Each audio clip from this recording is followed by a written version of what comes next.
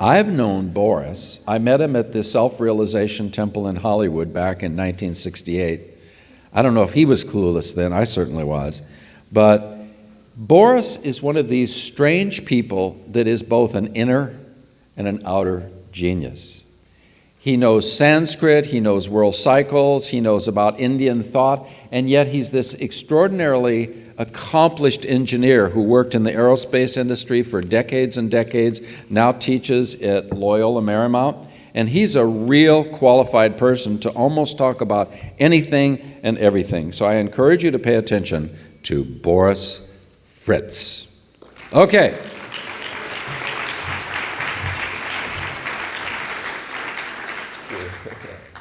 Wonderful.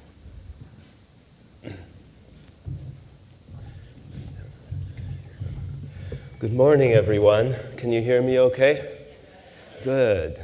Yeah, we're getting set up here. And I was at that meeting with Yugacharya Vinay in, was it 1970 or so, along with Craig. And I didn't even know it at the time, but I had been a member of Self-Realization Fellowship since 1964, and I had heard that he was coming from India, and incredible soul. When I first met him at the international headquarters, he gave a talk, and he would come out of ecstasy slowly, and then he would start to talk. And at the end of his talk, I went up to him, we all would go up to him, pranam. I looked up in his eyes, and I saw the entire universe open up before me. Who is this person, And I would meet him sometimes up there on the grounds, and he would take my hand. We would walk hand in hand, and it was like being in heaven, just one of the most amazing people I've ever met. So he passed away, I think, in 71. But anyway, I think we're ready, so thank you. So my subject today is the cycle of the ages, the chakras, and enlightenment. And I've tried to cut this down to 45 minutes. It's been a real struggle. There's a lot I had to leave out, I mean, that's the story of all of us who speak up here, And so anyway, one of the things I wanted to mention is that in this last week has been an incredible week, because what really happened is Elon Musk on Tuesday, 4 days ago, he unveiled his plan for his company to go to Mars in 8 years, 2024, in 8 years, and set up a permanent self-sustaining civilization of 1 million people on Mars. Think of that. They're designing the massive reusable spacecraft. The trip will initially cost $500,000 per person to sell your house, go to Mars, and goal of 100 passengers per trip. He wants to make humanity a multiplanetary species. And that's what we're talking about in this conference, about the yugas. We're about to go to this next level. We're in Vapara Yuga, the Bronze Age, this next age. And this is an example of it. We're becoming a global civilization, becoming an interplanetary civilization. And just in the last 2 weeks, I was asked by this Mars City Design Symposium to brief them on 3D printing and nanotechnology and how to apply that to designing the first city on Mars at USC, just where Craig was talking about at USC. So a lot of things happened at USC. But that was, and we had the gala award ceremony night before last of who was the winner of the first city designed for Mars. Think of that. And that right along with Elon Musk's announcement. So unfortunately, Christopher Dunn couldn't be here. And I have to go fairly fast, but he's done incredible work. He said he wanted to let you all know that he wished he could be here, and he wishes us all a wonderful conference. And now he talked, the first one really talked about these tolerances, and I believe John Anthony West also talked about this before, who's one of our speakers. But these tolerances of the Egyptian pyramids, when you compare them to our buildings that we build today, our buildings, the stones, hold tolerances of 1/4 of an inch. Then you fill it with cement, in between and that. But the Egyptian pyramids held a tolerance of 10,000ths of an inch. And that means to stay nominal to that dimension, you can go plus and minus 5,000ths of an inch. Human hair is as thick as 7,000ths of an inch. Imagine that. So just these stone are placed so carefully that you can just barely maybe get a hair in between. Incredible. You try to do that with a chisel, right? That's the way the scholars thought, the Egyptologists. No chance.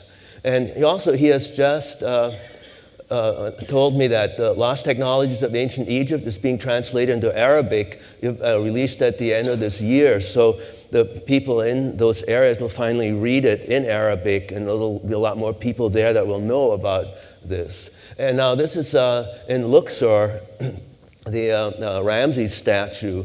And look at the symmetry here. Each one is measured back and forth, identical on both ends. You can see here 14.05, 14.05. They're all identical, the same in either direction. The symmetry is perfect, down to 10,000ths of an inch. Again, plus and minus 5,000ths of an inch tolerance. That, try to do that with a chisel. Again, they had methods that we don't know of yet, and that we didn't know about. And so we need to take this type of thing seriously, of what we're getting into here at CPAK. Now, I'm going to talk about the cycles of the ages, precession, the chakras, and enlightenment. And we should be done, in the next, maybe midnight, but I do have a lot to cover. So in ancient astronomy, archaeoastronomy is finally a recognized field. I have friends working in it now. We need to, take seriously what the ancients said when they mentioned, for instance, in the Taittiriya Samhita, that's one of the 4 Vedas. The Yajurveda contains the Taittiriya Samhita. And the Samhitas are the oldest portion of each Veda, and the hymns. And there they mentioned that, this book, when this part of the book was written, the Pleiades were at the winter solstice. Now, they're being precise, because you go onto an app, astronomy app, and type in, when was the Pleiades and winter solstice. It'll tell you 8,500 BC. That blows everything away that we've been taught in school. And they didn't used to, because like Egyptologists and the Indian Vedic scholars and things, they were just that. They weren't astronomers, so they were taught to ignore this and stay with the old idea of, Bishop Ussher at that time in the early 1900s, that the world was created 4000 BC or something like that. So that's why the dates are all off. So we always talk about Hamlet's Mill. Walter made us aware of this incredible book published in 1969, but nobody really paid much attention to it. It's a difficult book to read. It's big and thick and a lot of information. But it's a professor of history of science at MIT, and he found over 30 ancient civilizations focused on precession cycle as being central to their culture. That's all over the world, in all these disconnected areas across the globe. That means that we better look at precession and see, why is it affecting our ages? If all these ancient civilizations knew this, and we know they had higher technology, let's learn from them. That's kind of the secret. So you have these celestial cycles and the movement of the sun through the galaxy. Now the sun moves 4.7 billion miles per year through space. Now Earth is 93 million miles away. The sun moves 4.7 billion miles per year. Can you imagine? And it has multiple movements. The sun's about half through its life cycle at 5 billion years, been through the galaxy 20 times. But then when we look at the Yuga cycle, the precession cycle, we're looking at a 24,000-year cycle that starts, this is actually a spiral that doesn't do the same thing over and over again. But the idea is that there's 12,000 years downward, 12,000 years upward cycle, golden age, silver age, Bronze Age, Iron Age, and then down here at rock bottom, which was around 500 BC, we started going up again. We're right here right now, and I'll get into that a little bit more here. What I really want to do today is talk a little about connecting not just connecting the U.S. to history. I've done this before. You can look at my YouTube talks on this if you look up my name. But Swami Sri Yukteswar, the guru of Paramahansa Yogananda, who wrote Autobiography of a Yogi, wrote this incredible book in the 1890s called The Holy Science. And we have copies in the book room. It's a very difficult, very short book, but it has the blueprint for our whole future in it. And he showed how to reconnect the precession cycle to history. And I won't have time to get into that today, but the important thing is that he took a lot of mistakes came in during the Dark Ages where they thought that there's this larger cycle, and there is a larger cycle, and we'll talk about that. But the real cycle that really makes sense in history is this 24,000-year precessional cycle. And so imagine equinoxes is where the ancients usually measured this. The equinoxes are the one day in both spring and fall when day and night are of about equal length. And so over a period of some 24,000 years, the equinox precesses. So if you're at the spring equinox and you look at a star at a certain time of day, precise time of day, and you look at that star in that zodiac, and that zodiac going around, I should show you, in here, these are the signs of the zodiac that relate to these ages. So as you go around these, they're like that's constellations, say, of that we're in. And if you look at a star in that constellation at that time on the vernal equinox each year, what happens is that as the years go by, after 72 years, it precesses, means that it's a little bit behind by 1 degree. And over about 24,000 year cycle, you go through the whole sign of the zodiac around. So what does that mean, or how does that happen? The thing is, we're a part of a binary system, and we found out most stars are binary systems. That isn't like 80% or so in the universe. We never knew that in the past. And so that means that you'd expect our sun to have a binary. And the thing is that binary stars, instead of having a single star in space, you have 2 or 3 that rotate around each other. And in our case, the ancient civilizations are all pointing at Sirius as our binary. And we still have to confirm that, in science. But now the other thing is, it's not just this, but what causes the rise and fall of the ages of these yugas? This is an elliptical cycle. It's like there's a center vortex. You have one in the center of the galaxy that affects us, but you also have other vortices through the galaxy.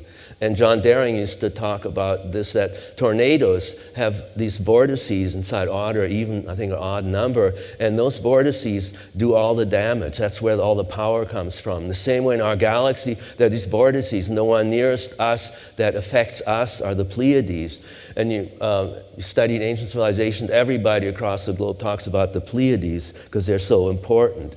And so what's interesting, Pleiades are 430 light years away, and it's kind of for us the grand center that influences us. And in the book of Job, in the oldest part of the Old Testament, God says, "Canst thou bind the sweet influences of the Pleiades?" That is, Job, do you have that kind of control? Like, only God has this kind of control. You're unable to stay in the golden age of the sweet influence of the Pleiades, because I've decreed that there would be cycles and that you go through these cycles. And interestingly enough, just recently, a few months ago, I found out in the book of Amos in the Old Testament, "Seek him that maketh the 7 stars, the Pleiades, and turneth the shadow of death into the morning." Again, this sense of transition through the ages from darkness to light. and referring to the 7 stars always mean the Pleiades. And so the other thing is in the Wine of the Mystic by Yogananda, he said that the Pleiades contain Alcyone, the star that the ancients considered to be the central pivot of the universe. Now, I think it means more the central pivot for our part of the galaxy, but we don't know if it's bigger than that. And Professor Valerie Hunt, who retired recently from UCLA, the first one to really study these effects of electromagnetic fields on the body. When you're in a Faraday cage blocked off from the Earth's magnetic field, people would have horrible experiences. They would get like nervous breakdowns and things, whereas if you enhance the fields, people had expanded consciousness. And so these things from the stars influence us and make and cause these ages. And this ties right in with quantum physics. I want to make sure you understand this. The universe is fine-tuned for life because life creates the universe.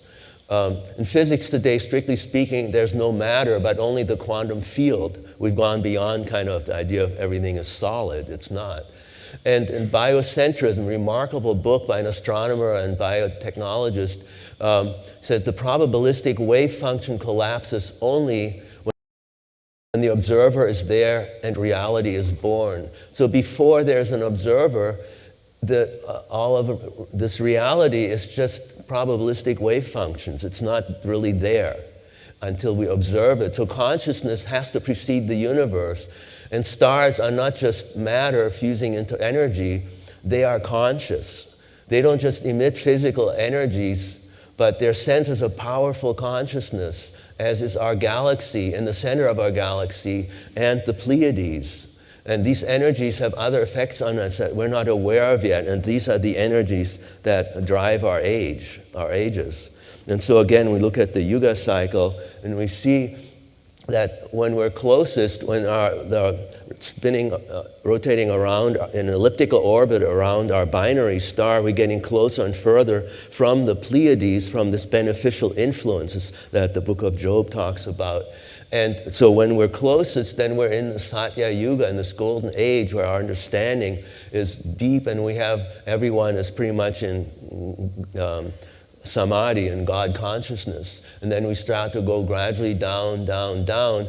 And when we hit rock bottom, 500 AD, you know what history was like, pretty violent in all this area. And now back where we're here, we're starting to change, see these incredible changes happening. We're turning back to global civilization, to interplanetary civilization. And now, I want to mention this, the next cycle beyond the precessional cycle, I think, is an elliptical orbit of our binary system around the Pleiades.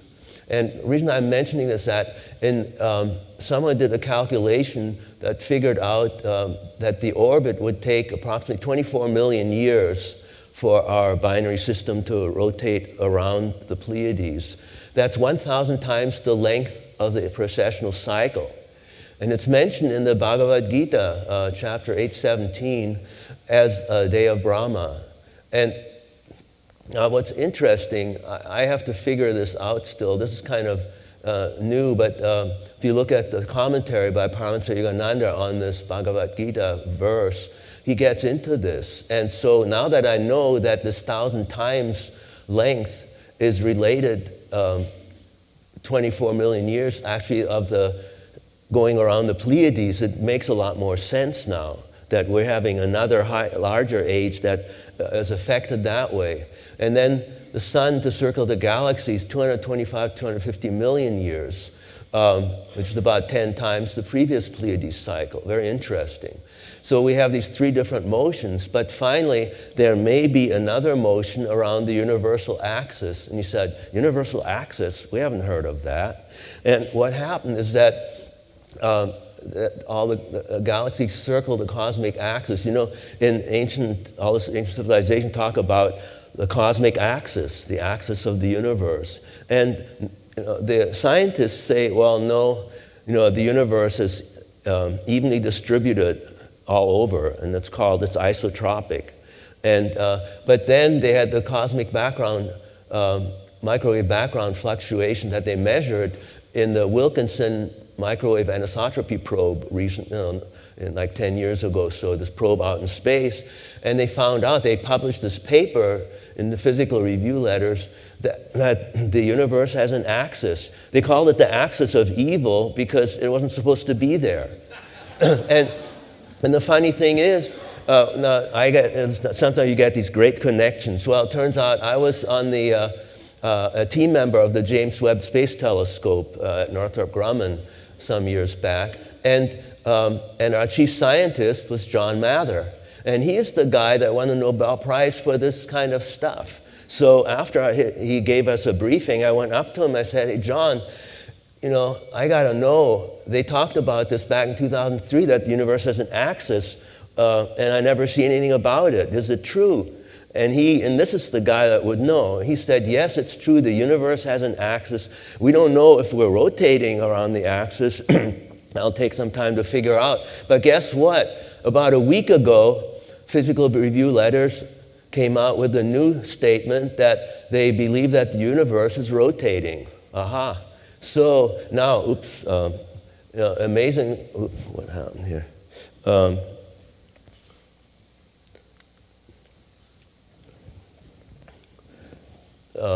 So there is a cosmic axis. And so as above, so below, as within, as without, that we talk about in mystical thinking, that whatever is out there also reflected within us. So we have the inner axis of the spine, we have also the axis of the universe. And we have chakras, and are there different vibrations through that axis? No idea at this point. But let's look at the chakras, because there's the axis, the inner axis, and all most civilizations all over the world talk about the chakras, and because it's actually that people who go deep enough can see these things and experience them. And when I was at Chichen Itza, the Mayan temple in the Yucatan, I went up the little staircase on the inside, and it's dark in there, and I got up to the top. There's that leopard, beautiful carved leopard, and then I looked up behind me, and there was a figure of a person carved up there with 7 chakras in the spine.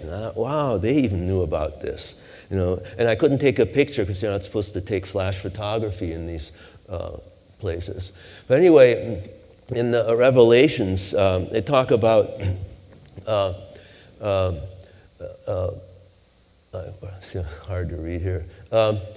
We're talking about the 3 upper levels. The astral, the cosmos, and the absolute are the 3 upper heavens. And the Bible speaks of the 3 heavens in 2 Corinthians, whereas I knew a man in Christ about 14 years ago, such a one caught up to the 3rd heaven, how that he was,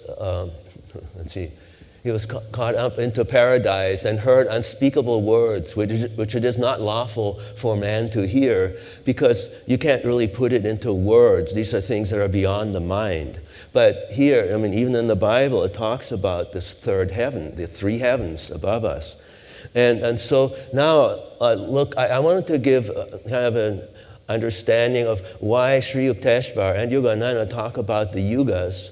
The reason is, as I said, there's the outer zodiac that we evolve as we go through the vibrations of each of these stars and the zodiac of these constellations affect us. And so in 1 year going around the sun, we have a certain amount of evolution. And Yogananda said it takes 1 million years through different incarnations of perfect living to make it to perfect God realization.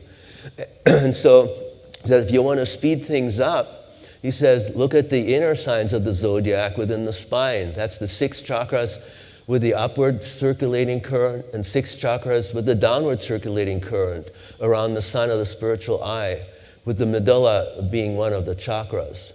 And so this is how we can speed up our evolution through the yugas. That's why they talk about the yugas, and they talk about this inner experience of meditation, of speeding up this, so you're not stuck in the cycle forever. You want to get out of it, and this is one way to do it. And so the idea is when you're going through the chakras, revolution up and down like this basically affects us as if we're going through an entire year. And so within half a minute, you're actually getting a whole year's of evolution, which is pretty amazing. So that's why this was a technique that was used in the higher age. It was universal. I've also seen it in Tibetan and Taoist yogic texts in slightly different form. But just think, 20 million people are meditating right now, according to the Yoga Journal. And once we have half the planet or more, then we're going to really shift to a higher stage, and I'll get into that. Here, this is what I'm talking about, the shift. This is the way I understood Sri Yukteswar. Here are the chakras, that's the inner. This is the outer spheres that correspond, and these are the yugas. So once we go up to the golden age, then these higher states are beyond the yugas. This is where we want to get to. And it's kind of disconcerting, but we're kind of down here at the bottom, unfortunately. And so here we have Bhuloka, which is the lowest sphere that Sri Yukteswar says is always visible to everyone, meaning it's not visible, like when you get to these levels, those are not visible to us anymore. And I've never understood this until I've spent all these years looking at holy science. I finally understood that he's talking about there's two levels, like here in the physical universe, then the astral universe. When we get to the Treta Yuga, the Silver Age, our planet as a whole, like he says, and most people on the planet have this higher consciousness, then the entire solar system or planet shifts to that next reality. And so here when we shift from in 4000 AD, starting, we were going to shift into the astral with our Earth, supposedly. And then here, once you get here, there's that place of the transition period in the 400-year transition period upward in the highest part of the golden age. There are people that are born there, like in Autobiography of a Yogi mentions Hiranya Loka, a place where Sri Yukteswar revealed to him after his death, told Yogananda that I'm helping these people go from the higher astral here to not have to return, but go to the causal sphere, to this next level. And so we're trying to get up to this one. And what's interesting is the Bhuvar Loka, the next sphere we're trying to reach, like Sri Yukteswar isn't the only one mentioning this kind of strange thing of the shift that's about to happen. You hear about it everywhere, but what does it mean? And a Celestine Prophecy, James Redfield, talks about the ninth insight. And that means when we raise our inner vibration of our atoms through Kriya and through other meditation techniques, we get to the point where we actually disappear to the people around us. I think that's kind of strange, but I think it means that when we get to when we're reborn our next level, we go to the earth that's at a higher vibration. There's a shift, a quantum shift in vibration. People talk about the rapture, the Left Behind books and things, talk about that. So a lot of people are aware of this. Dolores Canyon, how many of you have heard of Dolores Canyon? I'm sure it'd be quite a few. She was a regression therapist who found it by interviewing the people that would go back to previous lifetimes, and when they died, went to the other side. She would ask the beings that were there when that person was in that state, and she told them all these things and said that the world is going through a shift now, where the whole earth is going to shift to a higher vibration, just like what Sri Yukteswar is saying. I don't know exactly how it's going to play out, but it looks like it's happening. And UFOs shows this ability that maybe some of these people, because they're from advanced civilization, they're in the Bhuvar Loka, they have to shift the vibration down of their craft to match our vibration so we can see them. That's why we see them disappear sometimes, So it's all kind of starts to make sense. And then permanent enlightenment is another question that tried to understand, an amazing book on that, of interviewing all these people who've had permanent states of enlightenment. And then I spoke with Robert Foreman, who wrote this amazing book, Enlightenment Ain't What It's Cracked Up to Be, because he had this experience where he started to go into this state, permanent state, and from then on, the last 40 years, it's only deepened, where he feels like everyone is part of him, like his body is stretched out into, like, I don't know how many feet out from him. Everything is a part of him now. And he said the enlightenment ain't what it's cracked up to be, because the problem is when you have this permanent state, you're done. No, that's when you have to start to incorporate it into your daily life. And the same with Autobiography of a Yogi, when Sri Yukteswara gives Yogananda samadhi, and says, "You have found God." The very next chapter, he forgets to lock the ashram gate, and he's supposed to be enlightened. And the point is that he received that enlightenment half a year, 6 months after he started with Sri Yukteswara. He spent another 9.5 years in his ashram learning how to integrate that state into daily life so he could come out and teach this, to the world. So now the other thing about enlightenment that we hear about is the dark night of the soul. And amazingly enough, Henry Bergson wrote about this, a French philosopher with deep insight. And there's this state when a person's been in this enlightened state for a long time and gotten very, very high, comes a point when all these great souls have to go through this dark night, which means they have to actually give up the state of ecstasy, the state of enlightenment. They have to give up everything and live in this kind of darkness until the surrender is so complete, so perfect, that now they get the final state from which there is no return. So, and Sri Yukteswara said, the culture of this divine love, the heavenly gift, is the principal requirement for the attainment of holy salvation. Impossible for man to advance a step toward the same without it. This is the person who was, like the wisdom person, talking, love is central, and there's a picture of him. And what I want to finish up, I want to mention that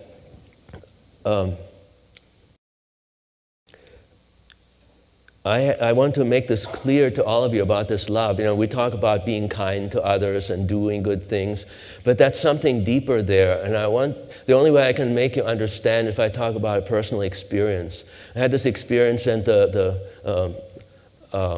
person that helped me with this in Self-Realization Fellowship often had me repeat the story, so I know it's okay to tell the story. But what happened, it was in 1964, I just turned 17, and I heard, well, there's this temple in Hollywood, Self-Realization Fellowship, you can go there for services. So I went there on my motorcycle, and nobody around except the gardener, trimming the bushes, and I went up to him, started talking with him, and I had no idea that this gardener was Brother Bimalananda, who had been trained by Paramahansa Yogananda. He's one of the top people. I just thought he was a gardener. And I would talk with him and had wonderful discussions with him. And I told him, well, I'm meditating morning and night. And he says, well, that's the cornerstone of the spiritual path. But if you really want to get somewhere, what are you doing during the day? Are you keeping in touch with God? There's times we get so saturated, that we can't, we're just in it. But, you should focus on Divine Mother, on God, have that presence in you. And I said, okay, so I went home, I started practicing. After a couple of weeks, I came back to him, he says, brother, I have a problem, it's not working. I'm trying, I'm constantly doing it, and I feel nothing. And he looked at me and he said, don't you realize if you're trying this hard, you must love her a lot already? I thought, wow.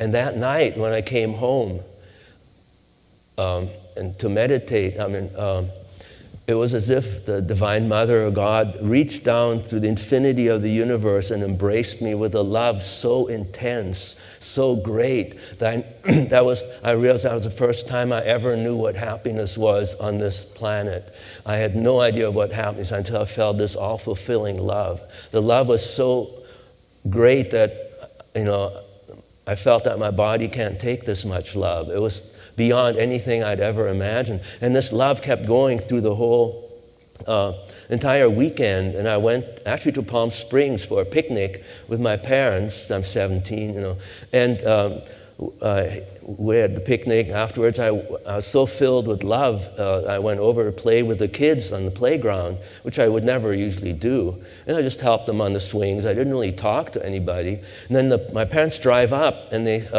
said, okay, time to go.